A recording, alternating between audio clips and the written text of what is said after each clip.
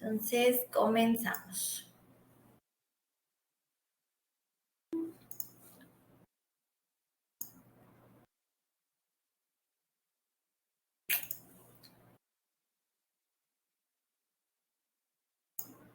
Ok. No creo que sí se va a ver.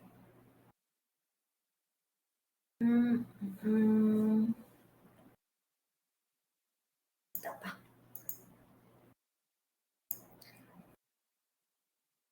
Listo. Bueno, espero que se esté viendo. Buenas tardes. Sé que no todos pudieron estar presentes por la hora en la que realicé esta conferencia. La verdad es que se me ha complicado bastante estar organizando clases. Espero que ya a partir de este mes se empiece todo a regular. You are currently the only person in this conference. El día de hoy es prescripción de ejercicio físico en la enfermedad y tiene la finalidad de que ustedes tengan al menos una idea de cómo se prescribe el ejercicio en ciertas patologías. No vamos a ver todas las patologías porque hay algunas que se van a ver en específico, como por ejemplo la diabetes. No está incluida en esta presentación porque se va a ver el tema aparte y dentro de esa temática pues se va a incluir lo que es el ejercicio físico. A manera de introducción, tenemos que se ha demostrado que la actividad física, a la par del ejercicio físico, junto con la alimentación, son la piedra angular para la prevención y el control de diversas enfermedades, principalmente de carácter hipocinético y no transmisibles, tal y como es el caso de enfermedades que ustedes ya conocen, como la diabetes, el cáncer, enfermedades cardíacas, entre otras. Una vez que tenemos el padecimiento, llámese diabetes o llámese cáncer, la correcta prescripción del ejercicio va a constituir también una parte fundamental del propio tratamiento. Nos va a ayudar a la vez a paliar los síntomas de la enfermedad, puede incluso ayudarnos a frenar su desarrollo y en todo caso de que no se puedan paliar síntomas o frenar el desarrollo de la enfermedad, pues nos puede ayudar a devolver un poco de la calidad de vida al paciente. En esta presentación vamos a hablar un poquito sobre las generalidades del ejercicio físico, de la actividad física, vamos a ver definiciones y objetivos. Vamos a ver también los beneficios que tiene el ejercicio en las diferentes enfermedades, el método FIT, que es una manera muy fácil en la que nosotros podemos recomendar ejercicio al paciente porque pues existen especialistas que se van a encargar de prescribir y de observar o verificar, evaluar que se esté llevando a cabo bien todo el proceso. Sin embargo, muchos pacientes pues no cuentan con los recursos para asistir a otros profesionales de la salud que los puedan apoyar en esta parte. Y en este caso, pues nosotros a través del método FIT podemos ayudar y orientar a esta población para que tenga un mayor éxito su tratamiento. Y por último, vamos a ver la prescripción del ejercicio en las enfermedades. Algunas, no todas. Para comenzar, vamos a recordar algunos conceptos que estuvimos viendo en el foro de la unidad 1. Para que nos quede un poquito más claro cuál es la diferencia entre cada uno de estos. Tenemos en primer lugar la actividad física, el ejercicio físico y el deporte. La actividad física va a ser todo movimiento. Simplemente esa es como que la definición más común, más corta, más fácil de recordar, es todo movimiento. La Organización Mundial de la Salud suele dividirlo en actividad física obligatoria y en actividad física discrecional. La actividad física obligatoria va a ser aquella que nosotros debemos de hacer día a día por nuestro trabajo, por nuestras cuestiones académicas, por nuestras labores domésticas. Y aquellas actividades discrecionales son las que hacemos para el ocio, para divertirnos, como ir al parque, caminar en el centro comercial, etc. Ahora, el ejercicio físico se va a definir como cualquier movimiento voluntario, planificado, repetitivo y que en ocasiones es supervisado. Y por último, el deporte va a ser una actividad o ejercicio físico que se encuentra sujeto a normas en las que en ocasiones se hace pruebas y que también puede existir o no la competición. Siempre es importante que se recurra a un profesional en la prescripción del ejercicio. Hablamos de algún terapeuta físico, de algún rehabilitador, algún entrenador que tenga certificaciones. Espero, creo que se quiere ir un poquito la luz, pero no se vaya. Y pues es importante que nosotros conozcamos los objetivos de nuestro paciente al momento de realizar ejercicio físico. El ejercicio físico puede realizarse por diversas razones. Una de ellas puede ser por una cuestión de salud, puede ser también por mejorar el rendimiento de la persona, por alguna cuestión recreativa, por fisioterapia o bien por alguna finalidad estética. Al igual como el ejercicio tiene múltiples objetivos, también tiene múltiples beneficios de manera general. Ya en cuestiones patológicas, pues vamos a encontrar algunos beneficios en específico, dependiendo la enfermedad de la que estemos hablando, pero de manera general los beneficios del ejercicio pues son múltiples. En cuestión de los beneficios a nivel sanguíneo, de circulación sanguínea, es que aumenta el colesterol HDL, disminuye el LDL y los triglicéridos y ayuda a controlar los niveles de glucosa. En cuestión de la respiración, pues va a aumentar la capacidad respiratoria. En el peso va a ayudarnos a reducir la grasa o los niveles de grasa y también en el control de nuestro peso corporal. A nivel de huesos va a disminuir el riesgo de osteoporosis y también de artrosis. En cuestión cerebral, pues nos puede ayudar a lidiar contra la depresión, manejar el estrés, la ansiedad, eleva nuestra autoestima y nuestra confianza, mejora nuestras cuestiones emocionales e incluso nuestro estado de ánimo. De hecho, también el ejercicio se encuentra sumamente ligado a ciertos procesos intelectuales. Aquellos, por ejemplo, adultos que siempre se han mantenido activos cuando llegan a la etapa de adulto mayor o la vejez, pues generalmente tienen un menor riesgo de padecer demencia y, por ejemplo, en el caso de los niños que practican ejercicio, pues suelen tener un mejor rendimiento en cuestiones de matemáticas. En el caso del corazón, ya vi que sí se está bien. Quería hacer la prueba. Ok. En el caso del corazón, reduce el riesgo de enfermedades cardíacas y de hipertensión. Nos ayuda a mejorar la movilidad porque va a aumentar la fuerza, el tono muscular, el equilibrio, la resistencia a la fatiga. Y también tiene pues una influencia en la vida social y sexual porque pues nos permite compartir con nuestros amigos o nuestras familias y también pues el hecho de tener una mayor autoestima pues va a tener repercusión en estos ámbitos. Existen múltiples estudios en los cuales se han puesto en tela de juicio los beneficios del ejercicio físico dependiendo la población en la que se esté tratando y en la que se presente alguna patología o no. Aquí tenemos un compendio que fue realizado en el año 2014 por Aguilar, en el cual se recopilaron diversos estudios que se realizaron en población muy diversa. Por ejemplo, tenemos adultos con sobrepeso u obesidad que tienen riesgo de diabetes, adultos con sobrepeso u obesidad, ahí no hay ningún riesgo de diabetes, escolares, mujeres con sobrepeso, sujetos con obesidad severa, escolares de cierta edad, y en cada uno de esos estudios pues se estableció una intervención en cuanto a ejercicio físico en específico, se encontraron ciertos beneficios. Yo esta presentación se las voy a compartir, entonces ustedes con más calma van a poder revisar cada uno de estos estudios e incluso si les interesa buscar alguno con mayor precisión, pues pueden tomar los autores y buscarlo por su cuenta.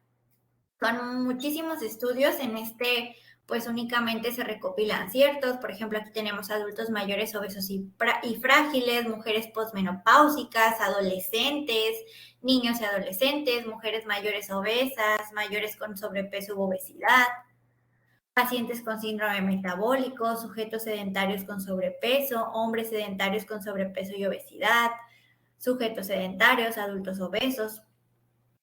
Y pues esto nos permite también a nosotros darnos una idea de, dependiendo de las características de esta población y comparándolas con nuestro paciente, de hacer una mejor recomendación de ejercicio físico. ¿Cuáles son los beneficios del ejercicio físico? El ejercicio físico, a grandes rasgos, solemos dividirlo en dos grandes grupos, el anaeróbico y el aeróbico. En el anaeróbico tenemos que se mejora la sensibilidad a la insulina, el perfil lipídico, el índice de masa corporal y la masa libre de grasa. También nos ayuda a disminuir el colesterol LDL, la presión arterial sistólica y la circunferencia de cintura. Y también aumenta la fuerza muscular. En el caso del ejercicio aeróbico, nos ayuda en la disminución de peso, masa grasa, grasa hepática, grasa visceral, resistencia a la insulina y en la circunferencia de cintura. Genera cambios favorables en el perfil lipídico y en los factores de riesgo de enfermedades cardiovasculares. Y hay muchas veces que se escucha el mito de que el ejercicio aeróbico genera pérdida de masa muscular. El ejercicio aeróbico, si bien no está diseñado para generar o apoyar esa construcción de masa muscular, sí nos ayuda a atenuar la pérdida de masa muscular. Es mejor realizar ejercicio aeróbico que no hacer nada en cuanto a pérdida de masa muscular se refiere. Ahora, para empezar con la prescripción del ejercicio, es importante que tengamos en cuenta ciertos puntos en específico o ciertos conceptos. El umbral de intensidad necesario para que el sujeto tenga una respuesta ante el entrenamiento va a variar con la edad y la preparación física inicial. Las adaptaciones que genera el ejercicio también van a depender de su frecuencia, de su intensidad, de su tipo y duración del ejercicio. Y es necesario que se lleve una continuidad en el tiempo al momento de realizar el ejercicio. Todas estas consideraciones debemos de tenerlas presentes porque muchas veces nos encontramos con que hay personas que de repente ya no les funciona cierto ejercicio o que de repente sienten que se estancan y es porque probablemente no estamos considerando las adaptaciones que ya se generó el ejercicio que estaba realizando la persona y que es necesario generar ciertos cambios para poder inducir una nueva respuesta a ese entrenamiento. Es importante también considerar al momento de prescribir el ejercicio físico las medicaciones del paciente, pues existen ciertos fármacos que nos pueden hacer más susceptibles a presentar, por ejemplo, golpe de calor o que de pronto necesitamos tener un control más específico de la presión arterial y pues lo podemos lograr también a través del fármaco. Por ejemplo, las personas con asma necesitan también tener su medicación todo el tiempo. Entonces, son factores que de pronto pueden repercutir al momento de nosotros prescribir el ejercicio. Y, por ejemplo, es común que lleguemos a un gimnasio y de pronto ni siquiera se evalúa a la persona, le están poniendo ya los ejercicios, no conoce y pues ahí se nos queda. También se debe de considerar los objetivos individuales de la persona, qué es lo que busca al momento de realizar ejercicio. El nivel del fitness de cada persona se suele clasificar a la persona en nivel inicial, intermedio y avanzado, y esto va a depender mucho de cuánto tiempo ha realizado ejercicio o si quizá nunca ha realizado ejercicio. Incluso también en esta clasificación puede influir si la persona presenta sobrepeso o obesidad o algunos niveles como la hemoglobina glucosilada o el perfil de lípidos para nosotros poder clasificar a la persona en estas categorías. Las preferencias también se deben de considerar sobre el ejercicio, qué tipo de ejercicio le gusta más, dónde le gusta realizarlo, las posibilidades biomecánicas. Hay personas que no nacimos para hacer ciertos movimientos o que desarrollamos más algunos movimientos que otros. Suele pasar mucho con los niños que de repente tienen un deporte desde pequeñitos y se enseñan a hacer ciertos movimientos y no practican otros y únicamente pueden realizar los movimientos que sí practicaron y los demás no. Hay niños que de pronto no saben rodar, que de pronto no saben saltar porque no lo llevaron a la práctica en esta etapa. El tiempo disponible de la persona también es un factor a considerar y la accesibilidad, es decir, si tiene cerca algún lugar para realizar ejercicio o si tiene el espacio suficiente en casa para realizarlo. Ahora vamos a hablar del famosísimo método FIT, que algunos ya lo tienen bien presente y otros apenas lo están conociendo, yo creo. Y pues el método FIT es un método que a mí me gusta mucho porque nos permite hacer una mejor recomendación de ejercicio, como ya les comentaba, y librarnos del típico camine 30 minutos, que es lo más común. De hecho, esta plática yo ya la he dado en algunos cursitos que me han pedido de instituciones como el IMSS, y de pronto les digo, ¿ustedes qué les recomiendan a sus pacientes? Y me dicen, no, pues camine 30 minutos, y hasta ahí nos quedamos. Y el método FIT nos permite darle un mayor apoyo al paciente y generar una mejor respuesta en él a través de esta recomendación.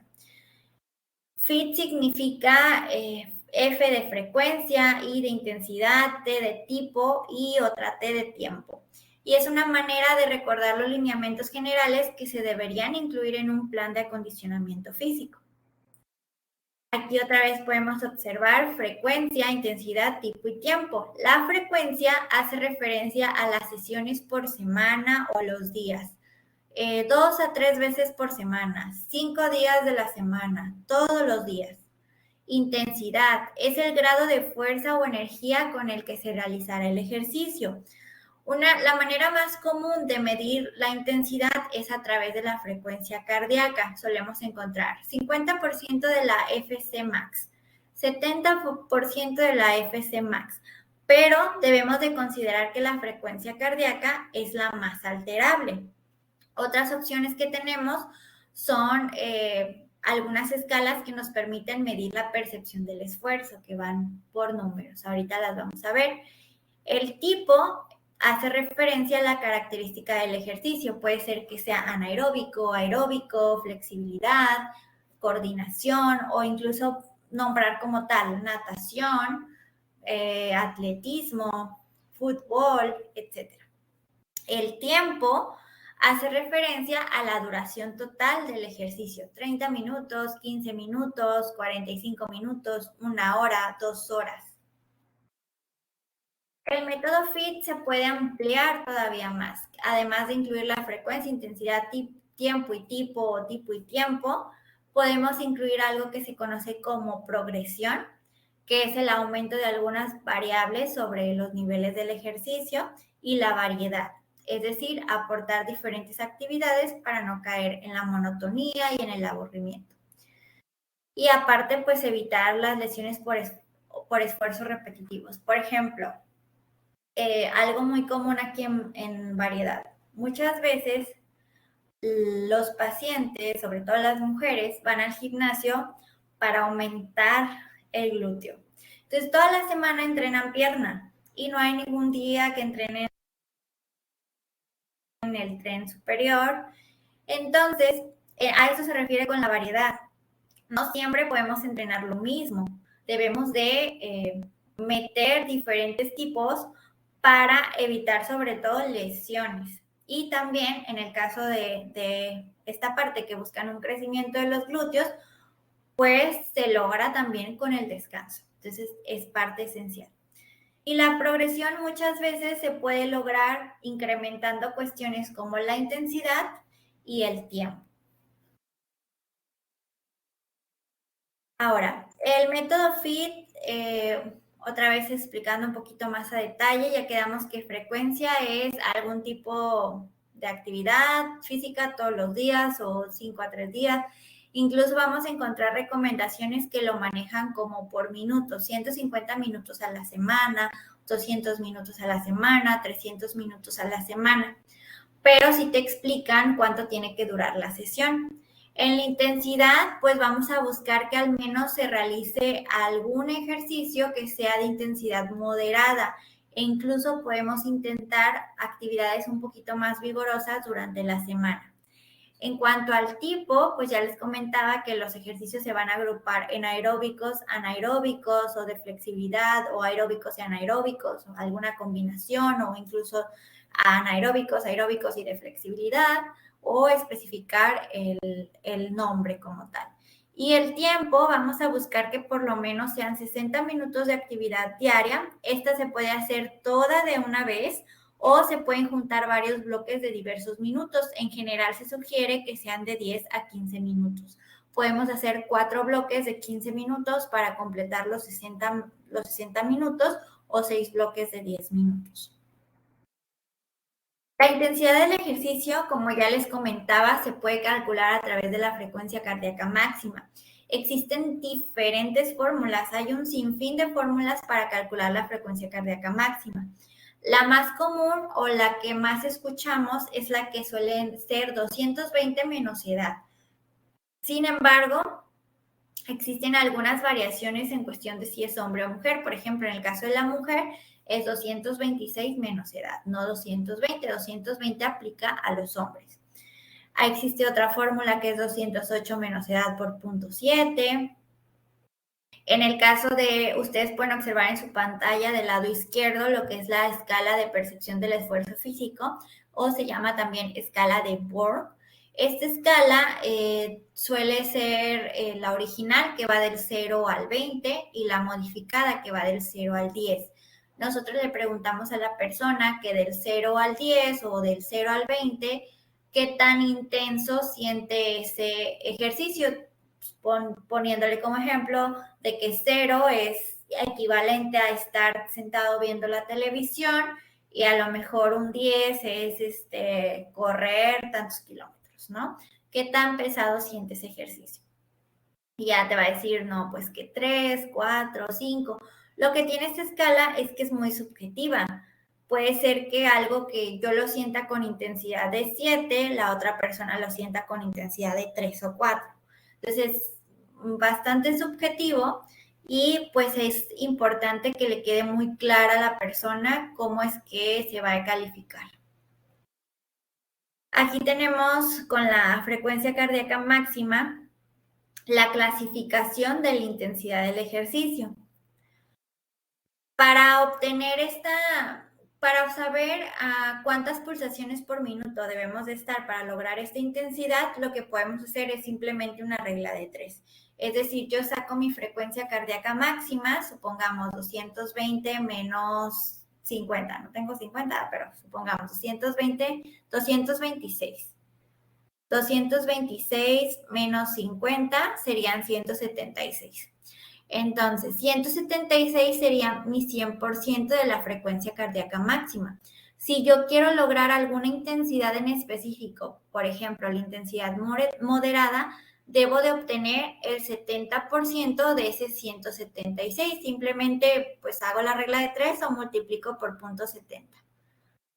Sería 123.2. 123.2 son las pulsaciones que yo debo de alcanzar para estar en una intensidad moderada. Y cada intensidad pues tiene ciertos beneficios. En el caso de las patologías pues se recomiendan algunas intensidades en específico para evitar pues algún daño. Otro método para sacar este porcentaje de frecuencia cardíaca máxima pues es a través de esta fórmula que ustedes ven abajo, de la fórmula de Karbonen, en la cual obtienen la frecuencia cardíaca máxima, restan la frecuencia cardíaca en reposo, aquí tienen que conocer la frecuencia cardíaca en reposo, multiplican por el porcentaje de intensidad que buscan y le suman la frecuencia cardíaca en reposo. Es más complejo y muchas veces, pues si nos encontramos haciendo ya el ejercicio y queremos saber en ese momento cuál sería nuestra frecuencia cardíaca máxima y a cuánto quiero yo trabajar, pues es más fácil obtenerlo a través de una regla de 3.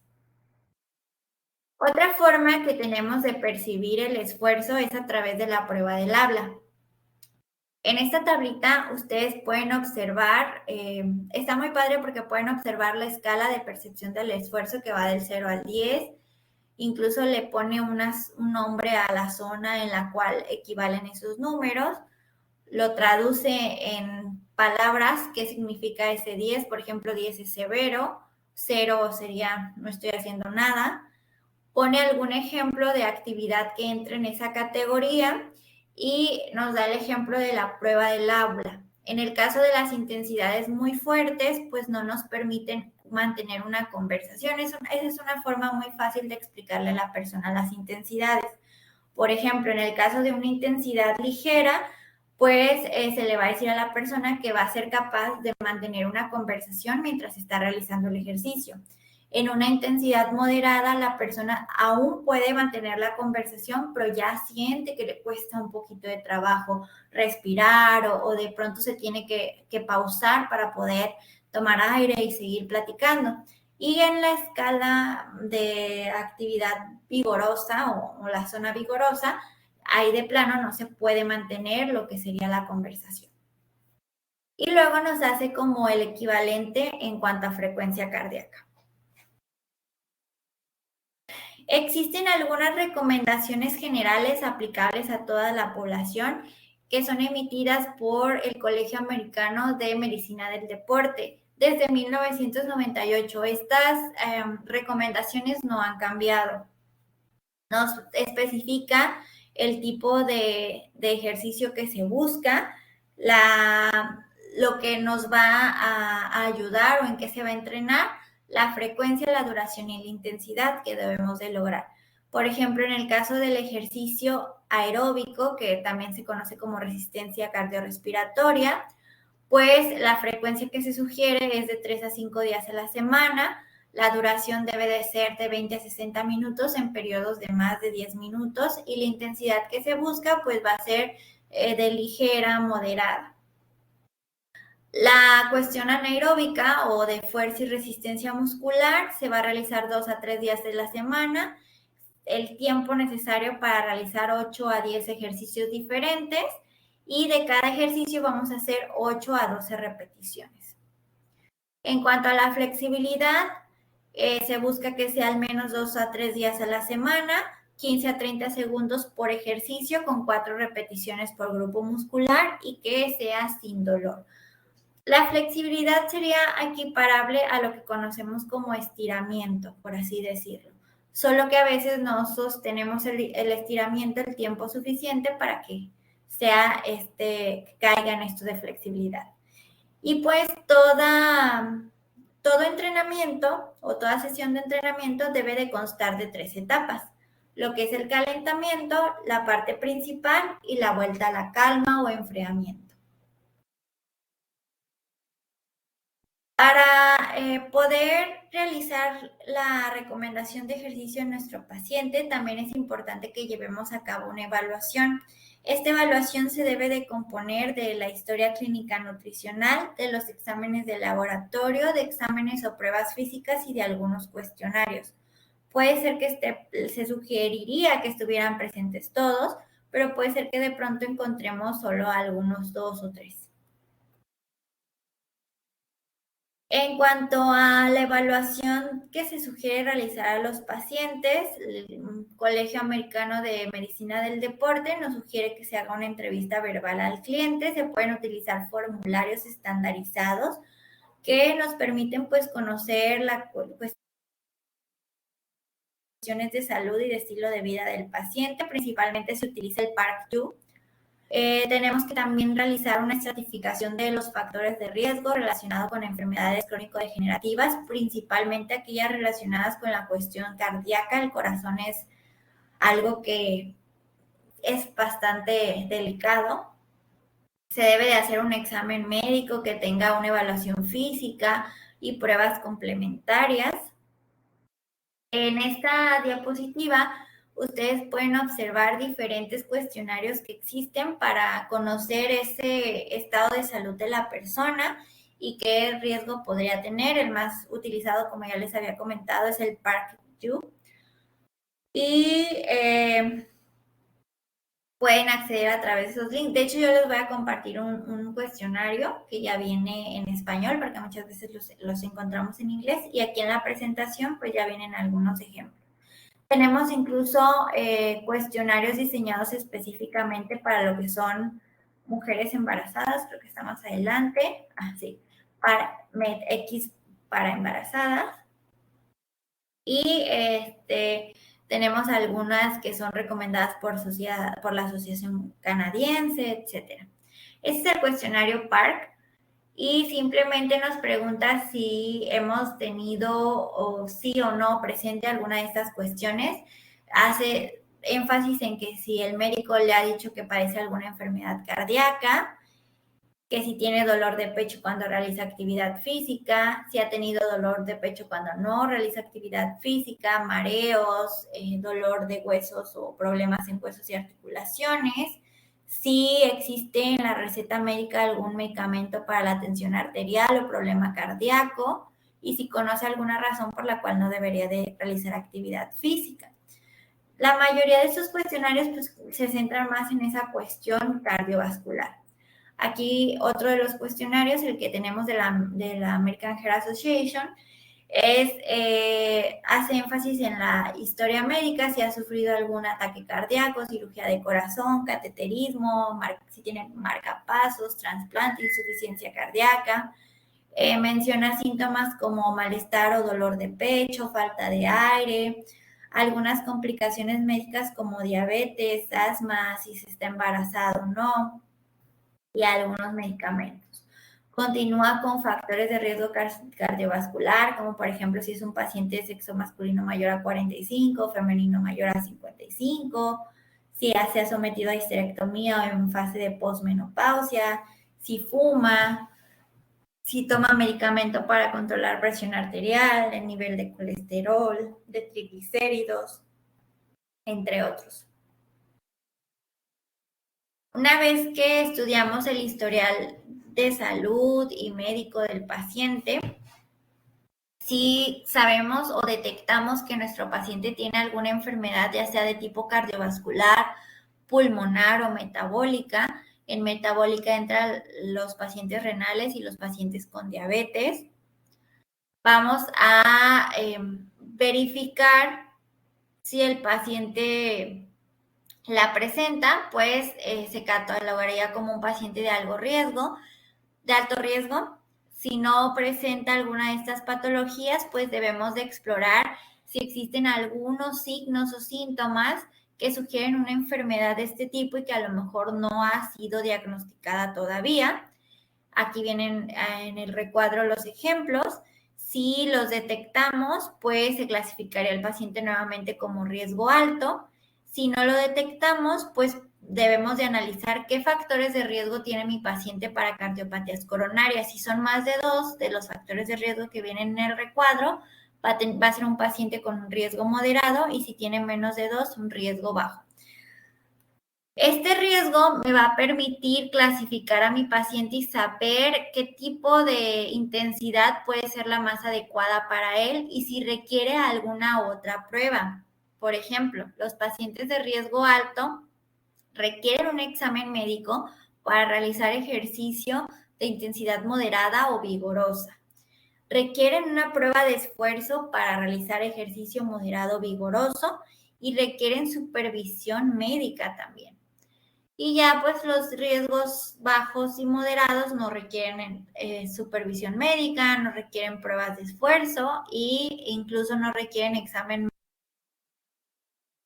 médico para hacer ejercicio de tipo moderado y en el caso del riesgo moderado requiere examen médico para ejercicio vigoroso.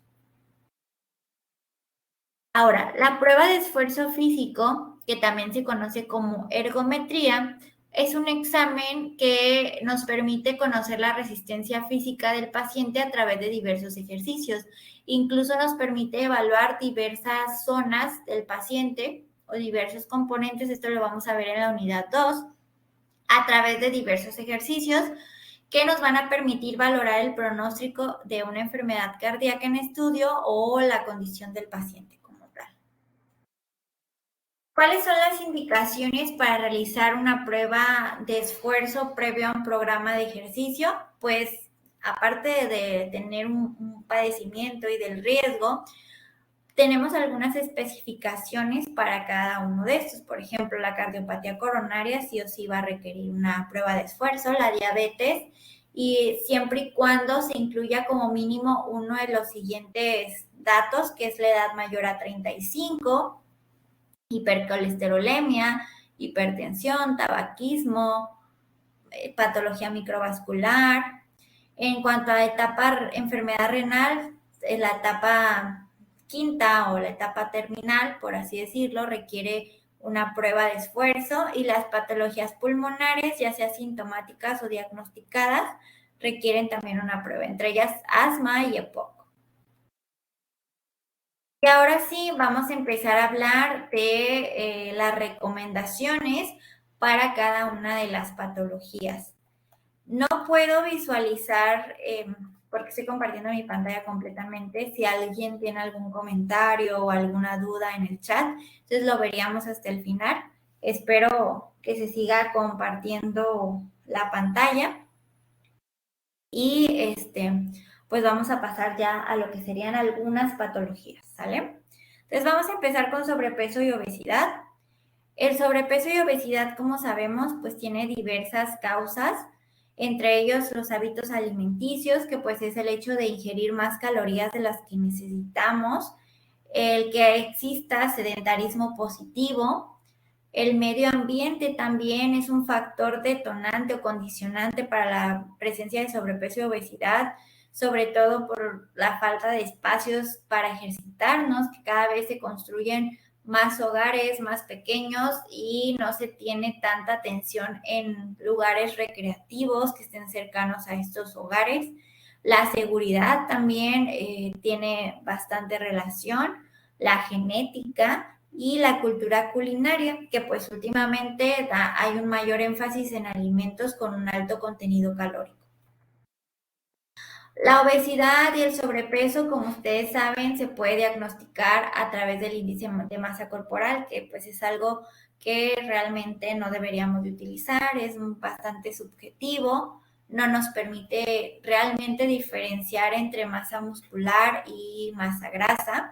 Y otra manera de hacer el diagnóstico de sobrepeso u obesidad es a través del porcentaje de grasa corporal, que pues sería como el más útil. Incluso en los últimos días se ha visto que existe también otro índice que nos puede ser de utilidad para sobrepeso y obesidad, que es la relación cintura-talla.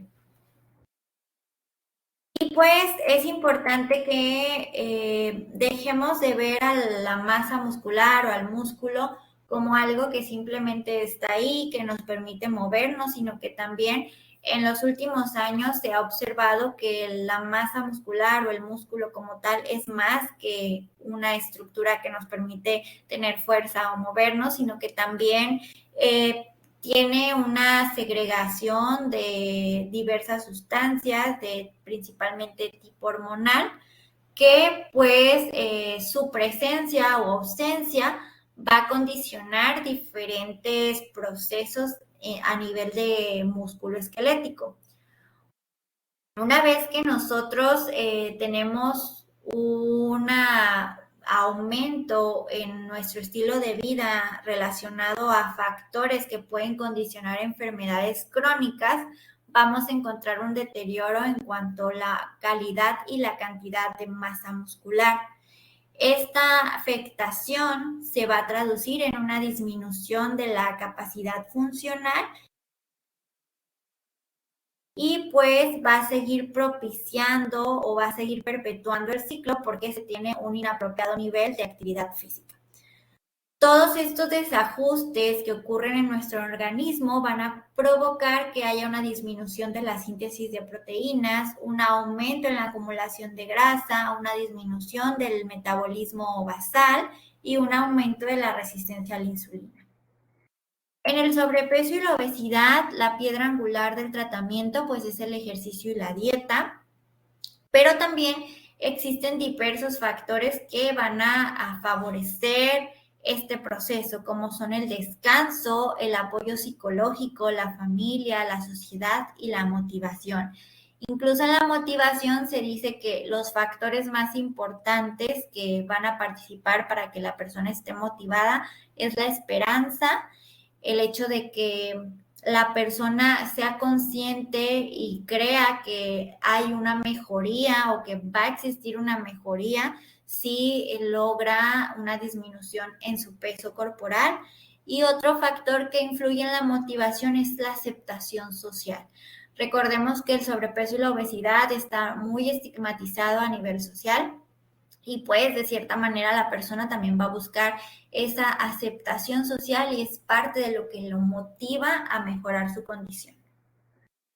En el sobrepeso y la obesidad, la actividad física como tal va a beneficiar a este tipo de pacientes, ya que la actividad física pues supone el 20 al 25% del gasto energético total y el metabolismo en reposo pues el restante. Entonces, el incrementar la actividad física cotidiana pues nos va a permitir obtener beneficios en estos pacientes.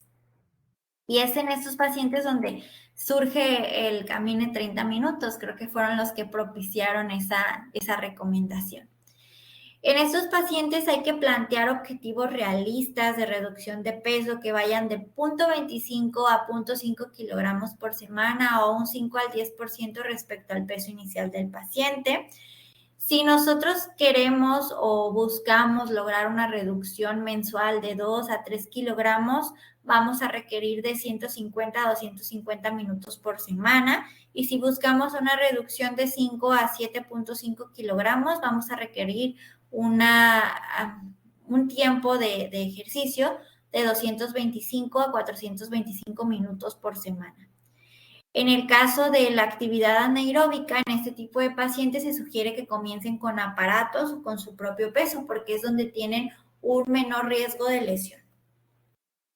En cuanto al déficit calórico que debemos de buscar con la alimentación, para obesidad se sugiere de 500 a 1000 kilocalorías menos del recordatorio de 24 horas, de preferencia, y no tanto del cálculo que hagamos en cuanto a fórmulas, porque pues nos quedamos con dietas que son muy hipocalóricas y que a la larga no son sostenibles y que aparte, ¿qué vas a hacer cuando el paciente ya no baje de peso? ¿Vas a quitarle más calorías?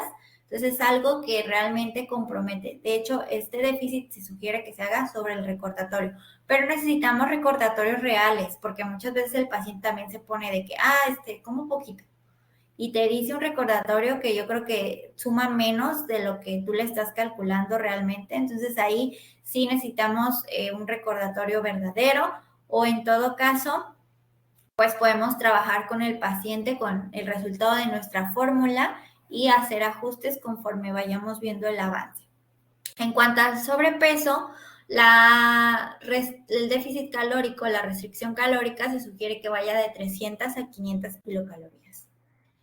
El método FIT que es aplicable en estos pacientes en cuanto a frecuencia se debe de mínimo realizar ejercicio 5 días de la semana con sesiones largas para aumentar la tasa metabólica. La intensidad va a depender del grado de sobrepeso u obesidad. Generalmente deben de comenzar con ejercicio lento de baja a moderada intensidad, es decir, un 30-50% de la frecuencia cardíaca máxima. El tiempo van a ser sesiones de por lo menos 60 minutos e incluso pueden ser de hasta 2 horas.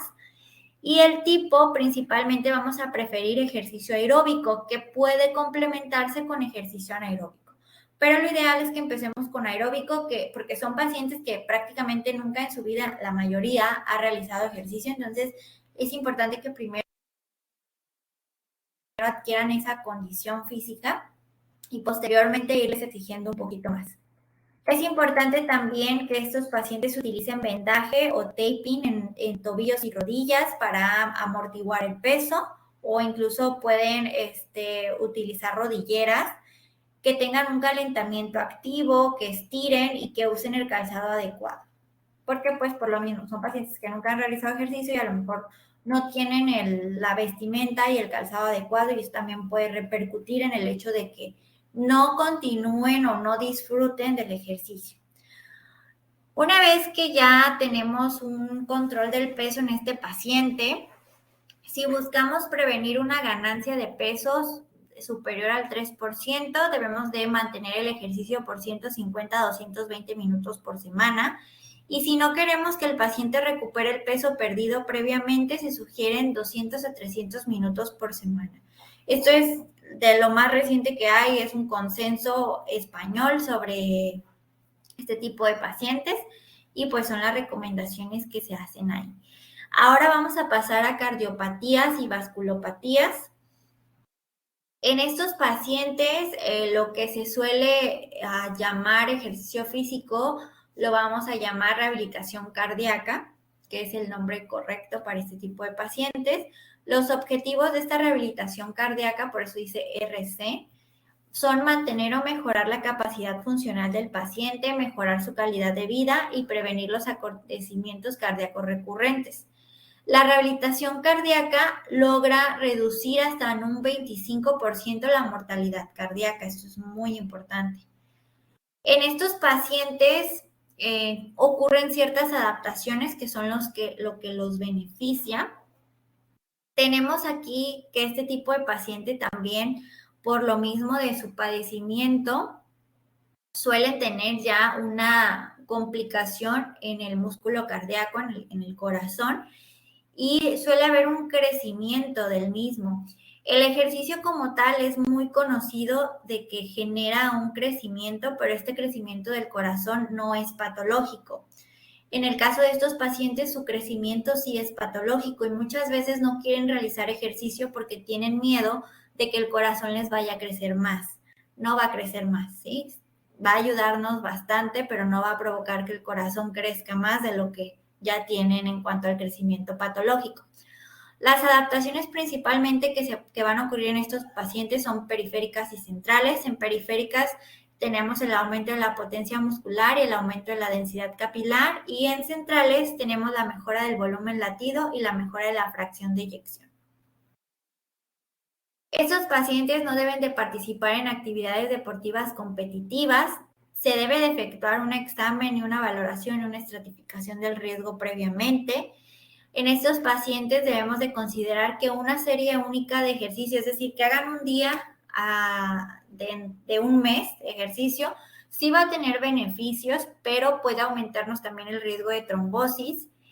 Deben de buscar o generar un gasto energético superior a 1.533 más o menos 122 kilocalorías a la semana a través del ejercicio. No se debe de determinar la intensidad a través del VO2 ni de la frecuencia cardíaca máxima, y no deben de realizar abdominales y ups. En lo más recomendable es utilizar la escala de percepción del esfuerzo. Aquí esta tablita también me gusta bastante porque viene la escala, viene a la sensación que corresponde, el ejemplo de la actividad y las pulsaciones orientativas. Y siempre estos pacientes deben de parar cuando tengan una sensación de disnea leve. ¿Cuál es el método FIT que se recomienda para ellos? Frecuencia, mínimo 5 días a la semana. El tipo es entrenamiento habitual de ejercicios aeróbicos. La intensidad va a ser una percepción del esfuerzo de 13, ligeramente fuerte, que equivaldría a un 60% de la frecuencia cardíaca máxima, y el tiempo se debe de iniciar con 20 a 30 minutos hasta llegar a los 60 minutos. En cuanto a las pesas, no se recomienda como una terapia física inicial, y si la van a realizar hay que evitar las maniobras de Valsalva, que es esa imagen, lo ilustra perfectamente bien, que es cuando cargamos un peso muy alto, de pronto tendemos a quedarnos como sin respirar, como algo similar a cuando nos sumergimos en el agua. Eso es una maniobra de Valsalva. y pues esto puede hacer que se aumente la presión arterial sistólica hasta valores de 200 milímetros de mercurio. En cuanto al ejercicio de actividades acuáticas como natación, es difícil hacer una prescripción adecuada porque la inmersión en el agua nos provoca cambios que afectan a nivel cardiovascular. Incluso la presión arterial difiere en cuanto a nivel terrestre a nivel acuático en unos 5 a 10 milímetros de mercurio. Entonces, es bastante complicado determinar. En estos pacientes es importante el calentamiento, que sea de 10 minutos o más, que inicien con una intensidad de 10 u 11 de la percepción del esfuerzo físico. Si no se realiza el calentamiento, puede haber isquemia, arritmias y reducción de la fracción de eyección. Debe de haber un enfriamiento que mínimo debe de durar 10 minutos para regresar la presión arterial a valores pre-ejercicio. Y si no se realiza, puede haber hipotensión y arritmias. Y deben de también hacer flexibilidad y estiramientos. Cuando tenemos algún medicamento en específico, estos tres en este tipo de pacientes, los nitratos siempre hay que tenerlos a la mano durante cualquier ejercicio. Los diuréticos se deben de consumir con suficiente agua, principalmente en épocas calurosas y húmedas. Y los bloqueadores beta pueden alterar la capacidad de regular la temperatura, por lo que hay mayor posibilidad de golpes de calor, síncope por calor, etcétera. En cuanto a la hipertensión arterial, pues es importante primero recordar que esta tiene pues cierta clasificación. Tenemos la tensión arterial normal, la normal elevada, y cuando ya empezamos a hablar de hipertensión, ya la empezamos a estadificar en estadio 1, estadio 2, estadio 3, e incluso tenemos la hipertensión sistólica aislada. En cuanto a estos pacientes, los beneficios del ejercicio se van a ver sobre todo en aquellos pacientes que gastan más de 2,000 kilocalorías a la semana, y alrededor del 75% de los individuos que tienen hipertensión van a lograr descender la presión arterial sistólica en 11 milímetros de mercurio y la diastólica en 8 milímetros de mercurio a través del ejercicio, como un promedio. Estas cantidades pues son muy subjetivas. ¿Cómo se logra esta disminución de la tensión arterial? Pues hay una reducción de la resistencia periférica una vez que se realiza el ejercicio, y esto tiene un efecto directo sobre los vasodilatadores, que principalmente son el ácido láctico, óxido nítrico, iones de hidrógeno, adenosina y prostaglandinas, y que van a llevar a la estimulación de las catecolaminas en los receptores beta 2, y esto nos lleva a una hipotensión post ejercicio, que si pues el ejercicio es continuo, vamos a lograr mantener ese efecto de hipotensión. Para estos pacientes, el método FIT que se recomienda en cuanto a frecuencia, 7 días de la semana, 3 días como mínimo. La intensidad debe de ser moderada a leve o baja, del 55 a 79% de la frecuencia cardíaca máxima. La actividad principalmente debe ser aeróbica y el tiempo 30 a 45 minutos con monitoreo constante de la frecuencia cardíaca. En estos pacientes, a diferencia de los anteriores, que también tienen relación con la cuestión cardiovascular, aquí sí se puede utilizar la frecuencia cardíaca máxima como estimador de la intensidad del ejercicio. Y pues el entrenamiento aeróbico va a lograr que aquellos pacientes que tienen una tensión normal bajen las cifras de presión arterial sistólica en 3.2 milímetros y presión diastólica en 3.1. Aquellos que ya tienen un problema de hipertensión logran una disminución en cuanto a 6.2 a 9.9 milímetros de mercurio en la sistólica y de 6.8 a 7.6 en la diastólica. Y pues aquí podemos observar algunos otros beneficios de otros factores que influyen en la reducción de la tensión arterial. Uno de ellos es la reducción de peso, que logra una disminución de un 5 a 20 milímetros de mercurio por cada 10 kilos, la dieta DASH, la reducción de sodio en la dieta, el ejercicio, el consumo de alcohol, y pues por supuesto se debe de eliminar el tabaco. Hay que buscar pérdidas de 1,000 kilocalorías por semana en estos pacientes a través del ejercicio, o sea que el ejercicio nos suponga un gasto de 1,000 kilocalorías a la semana o más, respetar las 3 partes de la sesión.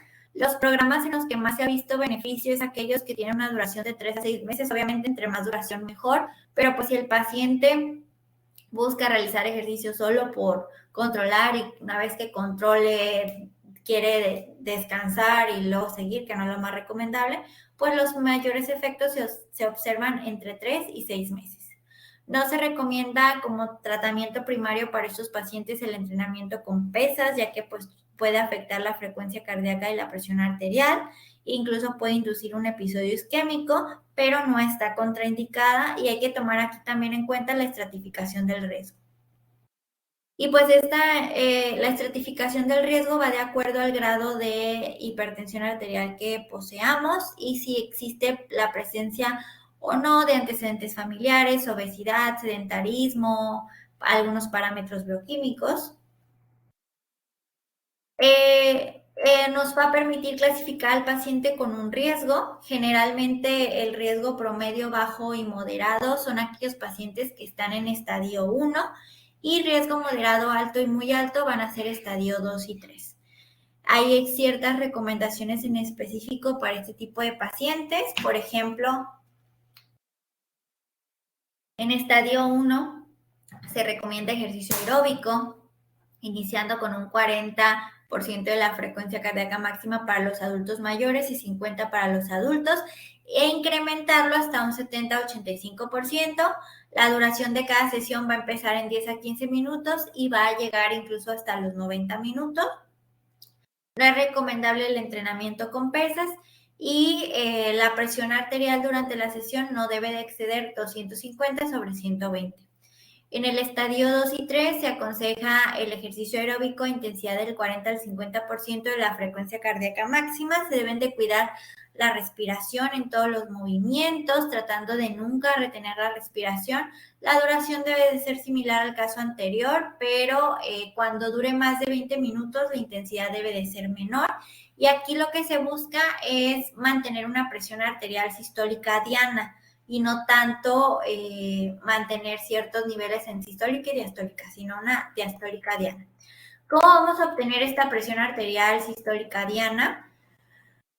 Vamos a realizar una fórmula, vamos a multiplicar 0.60 por la presión arterial sistólica máxima que ha presentado nuestro paciente, menos su presión arterial sistólica en reposo, más su presión arterial sistólica en reposo, y esto nos va a dar como resultado la presión arterial sistólica diana.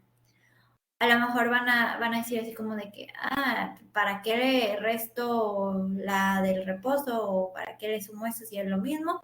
Pero hay que tener en cuenta aquí la jerarquización de operaciones. ¿Cuáles son las contraindicaciones para estos pacientes?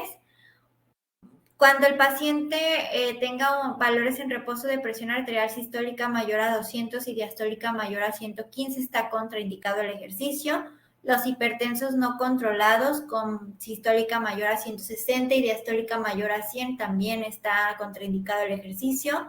Para pesas, pues aquellos pacientes que tienen insuficiencia cardíaca congestiva, arritmia, valvulopatía.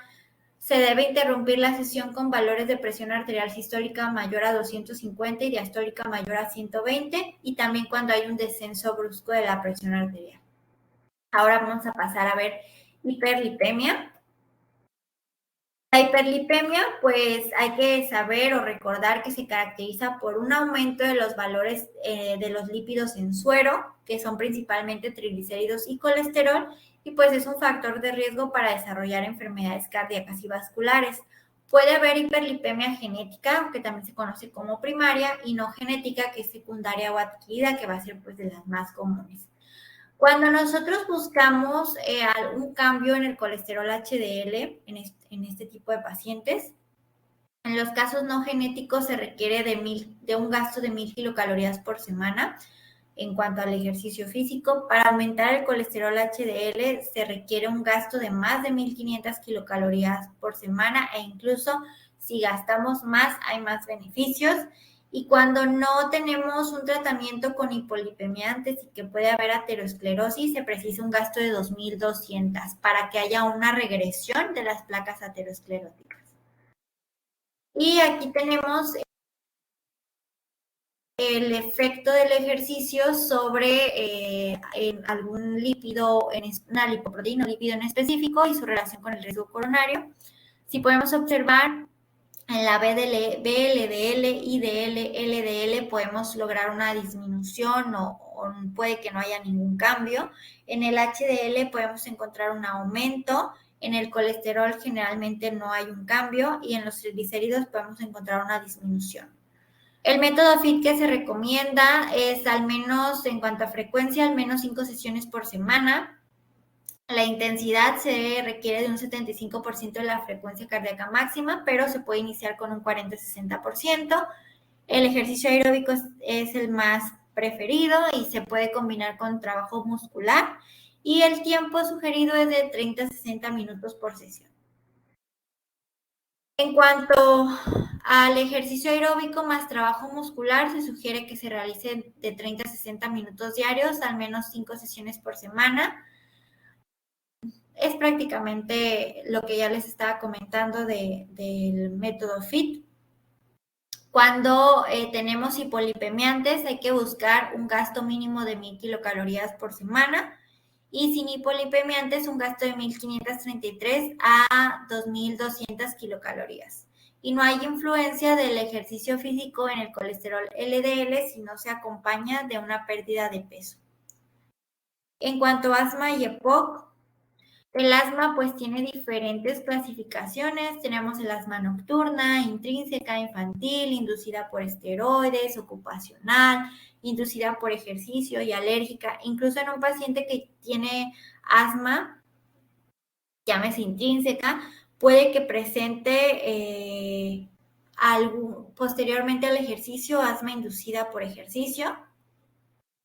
Entonces, esta asma inducida por ejercicio generalmente pues va a ceder de solita, no va a requerir de algún tratamiento en específico. El método FIT que se aconseja en estos pacientes en cuanto a frecuencia es la mayoría de los días de la semana. La intensidad moderada, los adultos con asma leve o moderada pueden entrenar como si no tuvieran asma, como sujetos no asmáticos, y en asma grave sí se recomienda ejercicio intermitente. En el tiempo, durante 30 a 40 minutos, y el tipo, el ejercicio aeróbico es el de los más recomendados, e incluso la natación es la más recomendada por la cuestión del vapor de agua, que ayuda a mejorar toda esta parte de la respiración. En esos pacientes es esencial el calentamiento. En cuanto a el calentamiento, se debe de utilizar una intensidad baja que nos induzca sudoración leve durante 10 minutos y realizar posteriormente un esfuerzo cercano al máximo por 5 minutos.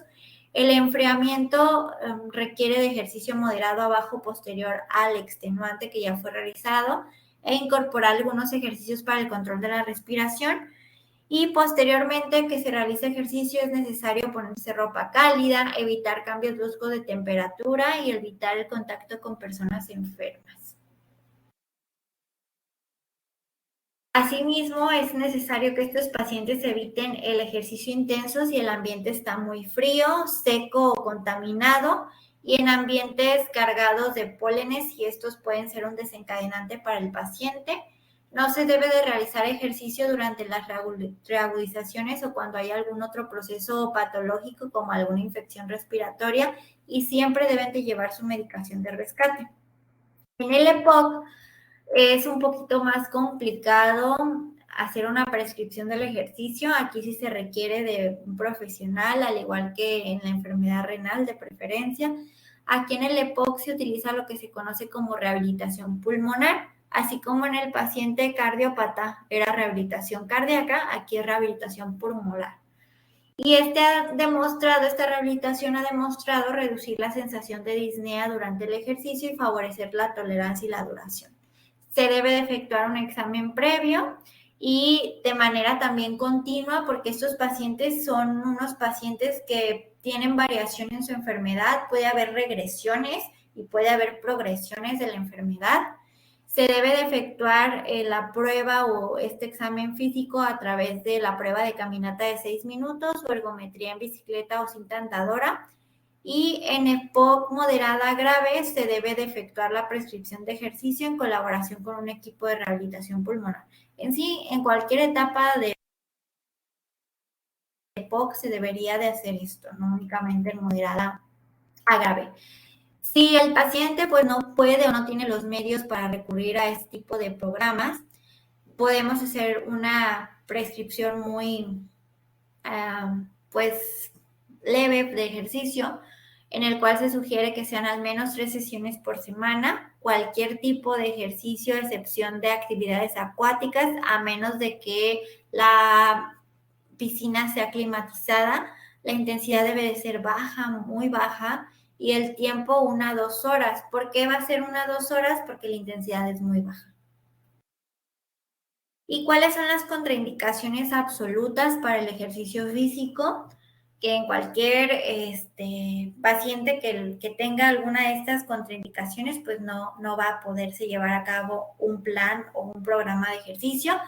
Va a ser aquellos que tengan angina inestable, una presión arterial sistólica en reposo mayor a 200 milímetros de mercurio o diastólica en reposo mayor a 115, una caída ortostática de la presión arterial mayor a 20 milímetros de mercurio, estenosis aórtica moderada grave, enfermedad aguda o fiebre, disritmias auriculares o ventriculares no controladas, taquicardia inusual no controlada, insuficiencia cardíaca congestiva, bloqueo auriculoventricular de tercer grado, pericarditis o miocarditis activa, embolia reciente, tromboflebitis, desplazamiento de la onda ST en reposo, diabetes no controlada, problemas ortopédicos que puedan impedir el ejercicio e hipertiroidismo no tratado. Si se dan cuenta, la mayoría son cuestiones cardíacas, porque el corazón, les repito, es algo muy, muy, muy delicado y no cualquiera se debería de meter con cuestiones cardíacas, sobre todo si no tenemos experiencia. Y como conclusión, pues es importante que dentro de las acciones que se efectúan de promoción a la salud y la prevención de la enfermedad, pues incluya el ejercicio, porque pues tiene un papel muy relevante para mejorar la salud del individuo.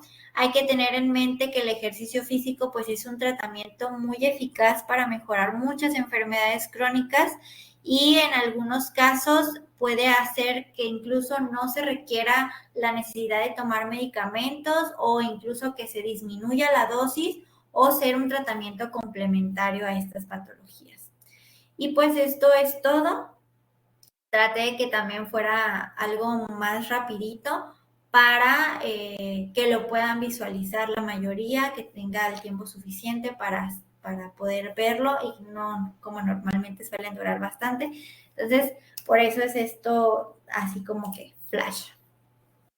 Ahorita me voy a regresar al chat a ver si hay alguna duda, porque por ahí vi que sí entraron algunos.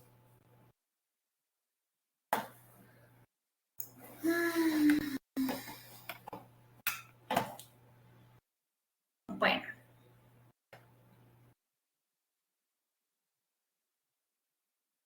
No sé si tengan alguna duda los que pudieron entrar.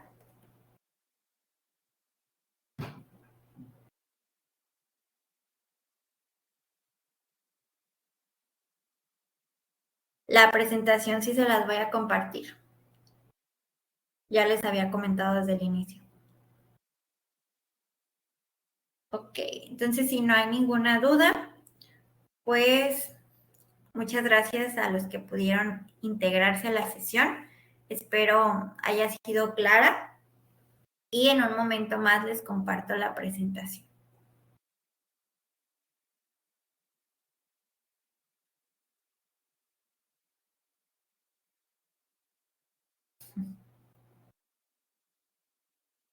Muchas gracias, chicas, por su asistencia y por sus comentarios. Voy a dejar de grabar